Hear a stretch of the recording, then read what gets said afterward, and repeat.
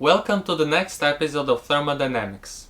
Today you are going to learn about adiabatic process and work of a gas.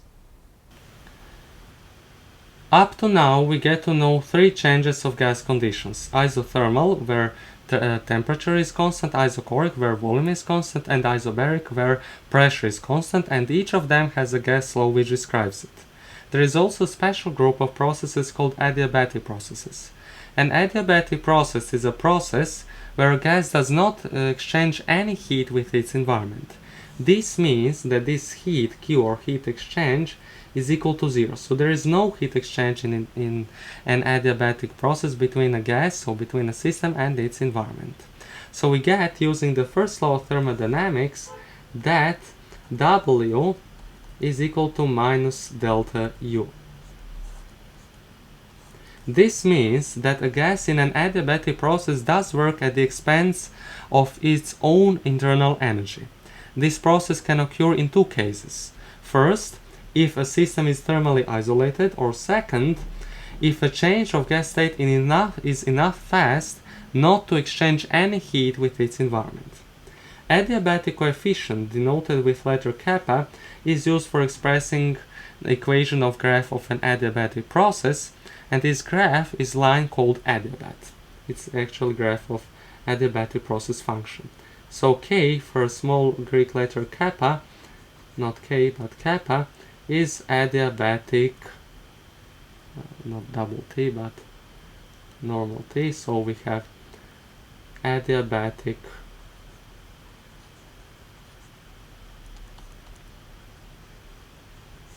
coefficient. And we have this formula, which is a constant value at any point of the adiabatic process. So product of pressure and volume to power of adiabatic coefficient is constant throughout the adiabatic process, and from this we can conclude that at time t1 we have this, and at time t2 we have this, and this has to be constant, so this constant has to be constant value throughout an adiabatic process. Now let's draw a PV graph to better visualize an adiabatic process and draw an adiabat. So PV graph, P pressure is on y-axis and V volume is on x-axis. First we have to draw two isotherms and then adiabat. We can see they are decreasing exponential functions. Here we have an adiabat which is denoted with AD, like adiabat, AD. Then two isotherms, T1 and T2. We can see they are similar because they both asymptotically approach x and y-axis. However, adiabatic is more steeply inclined. It is nearer to the vertical because adiabat loses more pressure per unit of volume. Just to mention, area under the graph at particular change of volume delta V from V1 to V2 and particular change of pressure delta P from P1 to P2 is equal to work in an adiabatic process done at that time interval in which these two changes, change of pressure and change of volume, happen. So we have the first, at some point T1, we have V1 and V1 volume and P1 pressure, and at some other further point in the adiabatic process, T2, we have volume V2 and pressure P2, and this area is equal to work, so we can say it's work of this adiabatic process. There are two types of adiabatic processes, just as there are two same types of the other three processes, expansion and compression, which refer to increase, so expand, expansion, and decrease, compression in volume of an ideal gas, respectively. So we have, for example, an isothermal expansion, which is as well as an adiabatic expansion and adiabatic compression, or isobaric expansion and isobaric compression, or any other thermodynamic process has its expansion and compression, as well as adiabatic expansion and adiabatic compression. So first one is adiabatic expansion. In an adiabatic expansion process, gas volume is increased, so a gas does work on the environment, meaning work of a gas is positive, and since there is no heat exchange, change of gas's internal energy is negative, which means that the gas releases energy, so the gas is being cooled down. So first, in expansion, it increases in volume, so delta V is greater than 0. Then since it expands, it does work on the environment, so work is positive, but it does work, it loses some heat, so its internal energy decreases, so internal energy change is smaller than 0, less than 0, it's negative, and its since its internal energy decreases, its temperature also decreases, so delta T is also smaller than 0. In an adiabatic compression process,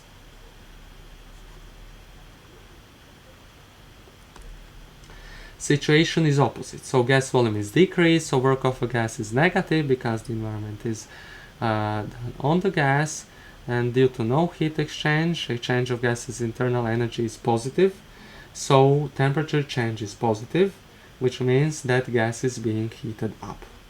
So we have in compression, gas is decreasing in volume, so delta V is smaller than 0. Then the work is done on the gas, so work is also negative, and then its internal energy is increased, so delta U is greater than 0 because a heat is received by this gas. And finally, since its internal energy rises, its temperature also rises, so delta T is greater than 0. We are going to consider a case of an ideal gas enclosed in a cylinder with movable piston. So first let's draw that movable piston with its lid, which is being moved rightwards. So we have a movable piston, and here is its lid.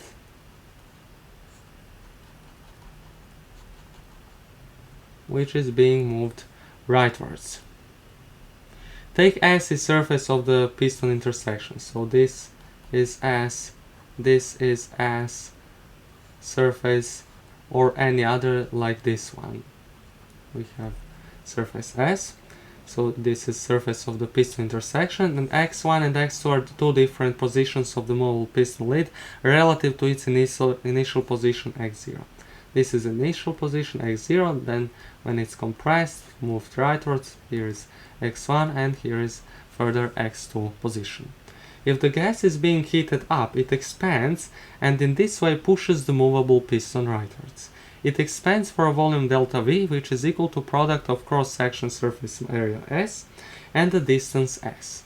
So delta V, change in volume, is this surface intersection area S times distance traveled delta S. And so this is this volume. It is actually volume of a cylinder where delta S is some change in distance, for example from X1 to X2, so X2 minus X1. When a gas acts by the force of F on the movable piston, some pressure appears. And pressure is proportional force which acts per unit of surface. So pressure is proportional of force over this unit of surface S. And from this we can express relation for force also, that force is product of pressure and the surface it acts on top. When we consider these quantities, we can derive the basic formula for gas work.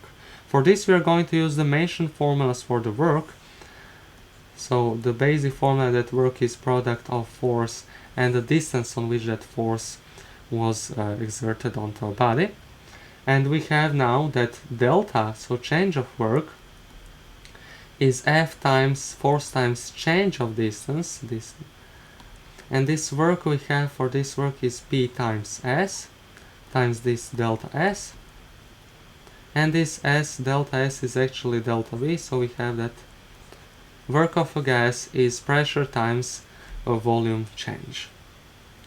So work of a gas is product of pressure P, which is created by collisions of its particles with a container walls, and volume change delta V. Now let's take example of a process shown graphically in a PV graph. On this graph, PV graph, we have some points P1, P2, and here is some graph of some process going from P1 to P2 point. So on the graph we have these 2 points, P1 and P2, with volumes V1 and V2 respectively, and work which is done by gas here is product of pressure and volume differences, which is equal to the final expression we get here from the ideal gas equation, that W, so work, is pressure times delta V, which is V2 minus V1, so V2 at some other in this point P2, and V1 volume in P1 point, so V2 minus V1 is delta V, and we can equalize it with nR delta T according to the ideal gas equation. And work V, if we consider this graphically, is this area under the graph. Let's find formulas for gas work for each of 4 processes: isobaric, isochoric, isothermal, and adiabatic, using this PV graph. So in an isobaric process where pressure is constant, so graph is parallel to volume axis, x-axis in PV graph. So PV graph, again, we have an isobaric process, pressure is constant. So work is simply area under the colored rectangle beneath this PV graph. This is work. And it is calculated using this basic formula for work of a gas, which is product of pressure and volume change. So this is for an isobaric process where we have this P in a circle, meaning that P, pressure quantity, is constant. In an isothermal process, in a PV graph, we would have that there is isotherm which exponentially decreases, so work in this case is area below the isotherm. Here are 2 points as well, some points P2 and P1, we don't have to write it, but these 2 points which have some volume V1 and V2 again, and then work is again area under the graph, or mathematically it's calculated using this formula. So nRT times natural logarithm of proportion of V2 and V1. Now we have an isochoric process, meaning that volume is constant. It's actually this straight line perpendicular to V axis. So in an isochoric process there is no work because there is no volume change, and isochore is parallel to Y axis, which is here pressure P axis. So volume stays same, so volume change delta V is equal to 0, so V1 is equal to V2, and work is now P times delta V, which is P times 0, which is 0, so no work in an isochoric process. And we can see that also on the isochoric process graph, so there is no colored area, which is an indicator that work is 0, there is no work. And finally, in an adiabatic process, work is calculated using the next formula we are going to write. We have this adiabat, so it is steeper than an isotherm. Adiabat in a PV graph.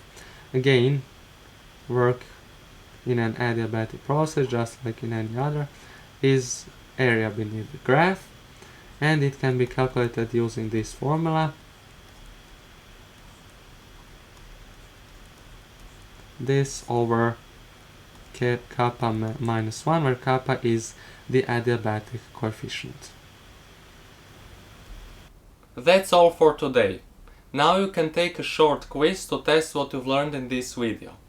You can find the link in the description of the video. Thanks for watching and stay with us.